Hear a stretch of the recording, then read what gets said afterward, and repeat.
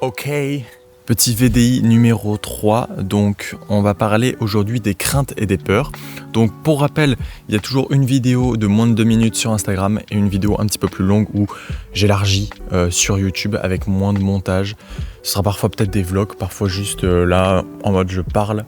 Pour ceux que ça intéresse, ceux qui aimeraient partir, au moins ils ont un petit peu plus d'informations, ils ont un peu plus ils peuvent poser des questions en commentaire sur lesquelles je peux répondre sur un sujet. Et moi je peux élargir un petit peu plus et aller plus dans le détail qu'avec les vidéos Insta et être un petit peu plus authentique parce que j'écris pas vraiment le texte. Là je vais essayer de lire un peu rapidement mes points clés, mais en fait ça va être surtout de l'impro. Je vais regarder d'ailleurs mes petites notes. Donc oui, en fait, quand il y a ce voyage-là, il y a pas mal de craintes et de peurs qui peuvent arriver.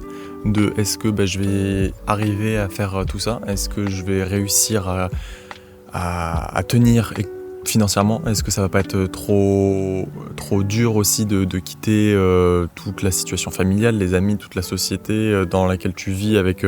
t'es quand même entouré, tu vois, l'homme c'est un animal social et t'as besoin d'être entouré de gens que tu connais, que tu vas côtoyer, et donc là tu quittes complètement ça.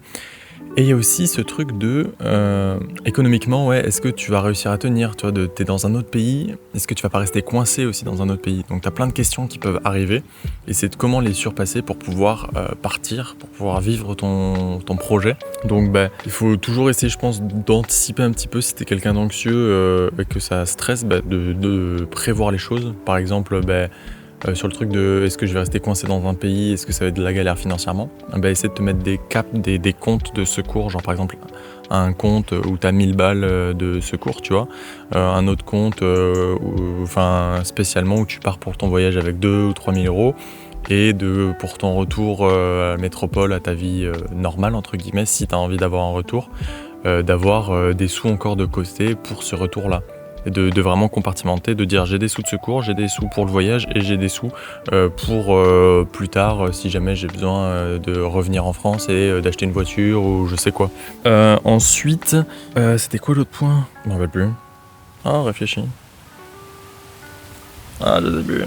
Ensuite, ouais, est-ce que c'est une bonne idée de partir? Oui, enfin, c'est même pas vraiment une crainte ou une peur, mais là, c'est plus prêcher la parole pour ceux qui aimeraient, qui ont des hésitations. C'est que tous ceux qui sont déjà partis en voyage, que ce soit pour 1 an, pour une césure, que ce soit 5 ans, à chaque fois, ils ont dit que du bien.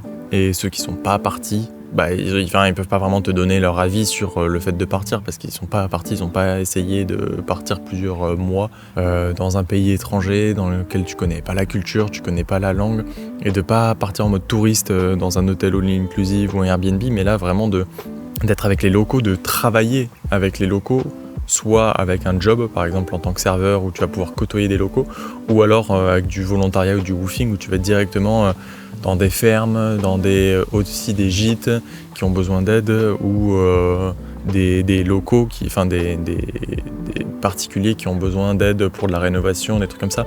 Là tu vas être directement au contact des gens et pas qu'avec des touristes. Donc ça peut être aussi un autre moyen de voyager, de visiter un pays, c'est de travailler là-bas. Donc soit de manière rémunérée, soit de manière woofing. Mais on s'éloigne un petit peu du sujet crainte et peur, c'est que voilà, c'est vraiment un truc qui aussi, je pense, quand tu pars à l'étranger sans rien connaître, tu connais personne, tu connais pas la langue, t'as pas les codes, tu vois, de manière le gouvernement, l'administration, comment les gens, qu'est-ce qu'ils font le week-end, qu'est-ce qu'ils achètent, où sont les magasins, est-ce que ça roule à droite ou à gauche, plein de petits trucs comme ça te bouscule complètement de tes habitudes, et tu vas peut-être arriver à des moments de vie où tu vas arriver dans un pays et tu ne sais pas où tu dors. Moi c'est ma marraine qui m'avait raconté ça, c'est t'arrives dans un pays, t'as pas de boulot, tu sais pas où tu dors le soir même, mais en fait tu vas au bar du coin, c'est une vraie histoire, elle m'avait raconté ça.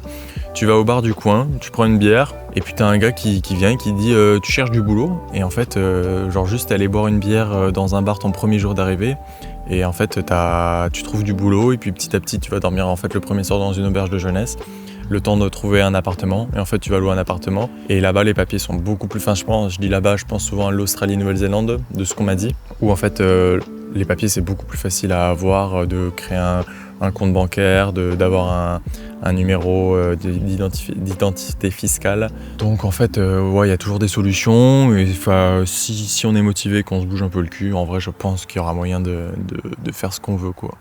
Et moi aussi, il y a un autre point qui me turlupine des fois, où je me pose des questions, c'est...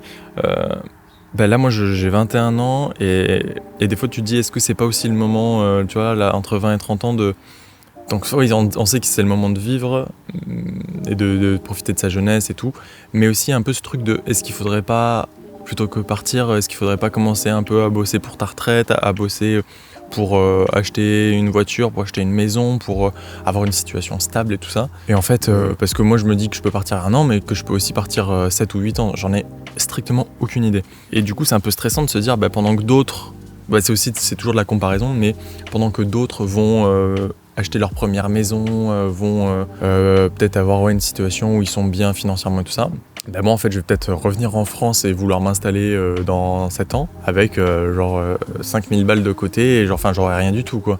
Donc il y a un peu ce truc de est-ce que tu prends pas du retard? Et ensuite à chaque fois la réponse que j'essaie de me donner, c'est que au moins je vis pleinement maintenant, parce que justement j'ai pas de contraintes, j'ai pas de loyer, de dette, de crédit, de situation familiale, de gens à quitter, je sais pas quoi. Là au moins j'ai le temps et j'ai la situation qui me permet de bouger, et au moins j'aurai pas de regrets plus tard quand j'aurai envie de me poser, parce que j'aurai déjà bougé, j'aurai déjà exploré le monde. Et comme ça, il n'y aura pas de crise de la quarantaine, de me rendre compte que j'ai pas vécu, quoi. Il y a une chanson d'Orelsan qui disait ça. Merde, ma famille m'empêche de vibrer, je vais devoir les quitter ou un truc comme ça. Là, c'est essayer de bouger le plus possible et de faire plein de trucs maintenant et le plus tôt possible.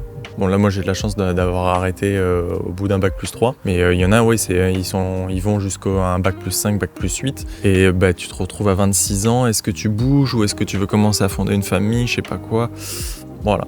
Donc, là, au moins, je préfère commencer tôt et voir un petit peu de quoi l'avenir sera fait. Et encore une fois, ça se trouve, je vais me rendre compte que que je préfère la stabilité ou je ne sais quoi. Et ça se trouve, je vais revenir en France pour prendre un boulot dans l'audiovisuel, un petit appart et essayer d'avoir un cercle d'amis, d'avoir une vie plus normale, entre guillemets, mais qui peut être tout aussi bien en fait.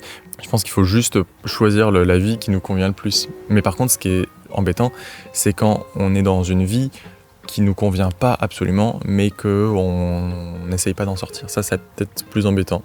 Mais si des gens aiment une vie avec un rythme régulier, des habitudes et qui sont bien dedans, restez-y. Si on préfère une vie où ça bouge, où on n'a jamais les mêmes choses, autant y aller et tendre à ça plutôt que d'être dans une vie avec que des habitudes. Enfin, faut pas que je m'embrouille dans mes paroles, mais je pense que vous avez l'idée.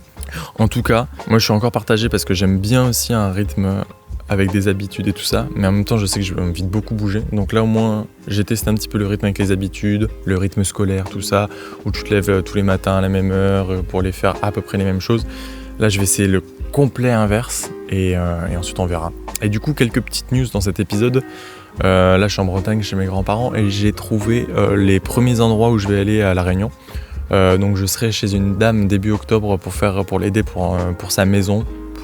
Elle a un Airbnb, du coup je vais l'aider un peu à rénover tout ça. Ça va être vraiment cool, c'est du côté de Saint-Pierre. Et ensuite, le deuxième endroit où je vais, ce sera sur le Dimitil, donc un couple qui ont un gîte. Et donc là, ça va être les aider pour remettre un peu en rénovation des chalets, les aider pour les espaces verts, pour le gîte, pour leur petit garçon. Et sur une période de 1 mois, si tout se passe bien. Ça va être vraiment un endroit hyper reculé. Pour donner une idée, c'est à 2h30 de trajet de Saint-Pierre, mais mieux que ça, il y a 1 heure de chemin 4x4 pour accéder là-haut. Du parking jusqu'au gîte là-haut, c'est 1 heure de 4x4 ou alors 2 heures à pied, un truc comme ça. Entre 1h30 et 2h30 à pied, c'est hyper reculé. Mais je pense que ça va être bien aussi de couper le rythme comme ça.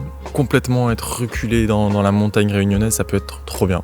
Voilà. Donc j'ai hâte de montrer tout ça. Et puis voilà, j'espère que le rythme vous plaît entre ce truc de 2 minutes Insta et plus long sur YouTube. Je vais voir le rythme de montage. Est-ce que vous voulez que ce soit rapide ou est-ce que vous voulez avoir une vidéo un peu plus longue, presque sans montage, mais que vous pouvez presque mettre en podcast ou quand vous faites une valise, un sac, j'en sais rien. Enfin, voilà, bref. Je vais pas faire durer ça plus longtemps. Si vous avez des idées de sujets, j'en ai encore qui arrivent, mais si vous avez des idées de sujets à aborder, n'hésitez pas à le mettre dans les commentaires et on se redit à très vite. Que rajouter de plus, je ne sais pas. Ciao.